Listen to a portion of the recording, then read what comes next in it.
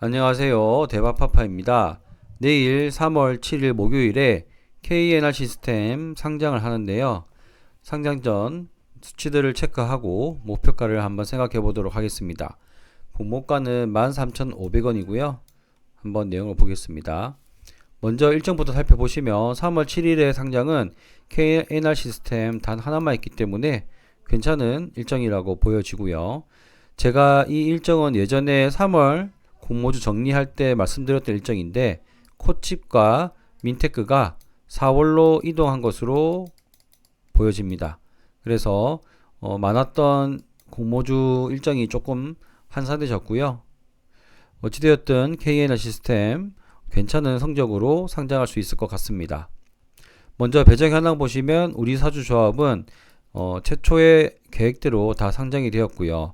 일반 투자자 25%로 상장이 청약이 배정이 마무리되었습니다.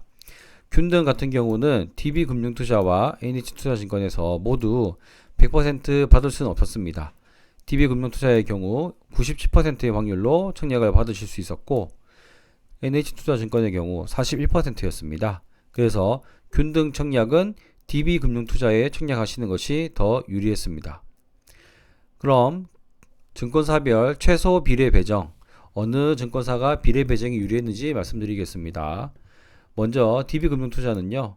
4,000주 이상 신청하신 분들이 4,000분 정도 되는데 이분들 중에서 1,700명만 1,700명만 한 주를 받으셨습니다.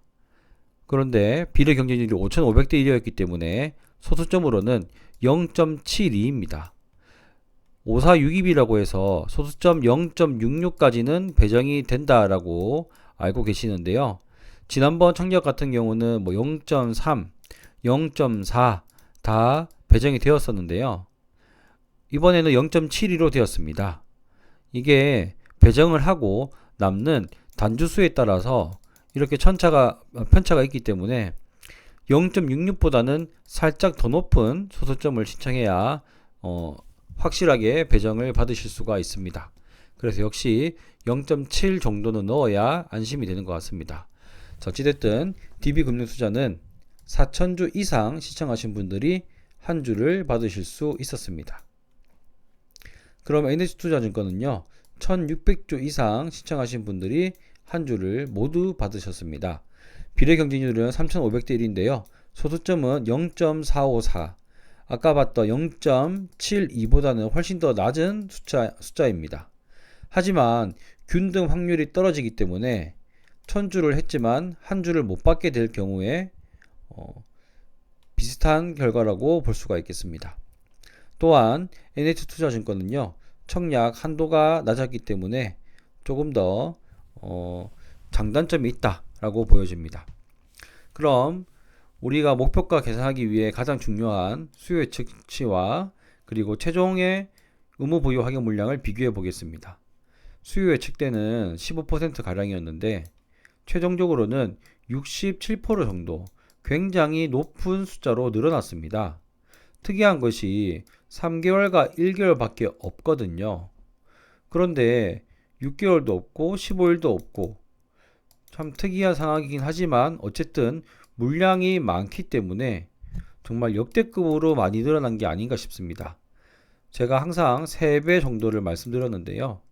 3배보다도 더 많이 늘어났고 10%대에서 60%까지 이렇게 늘어나는 경우는 정말 쉽게 보기 힘들었던 것 같습니다. 유통 물량과 시가총액을 보시면요. 1467억 원의 시가총액에서 유통 물량이 358억, 기존 주주가 222억 원입니다. 물론 이게 줄어서 이 공모식 기관 투자자들이 줄었긴 했지만 그래도 기존 주주들은 많은 편입니다. 하지만 이 상징적인 수치도 있고 또한 기존 주주도 300억 미만이기 때문에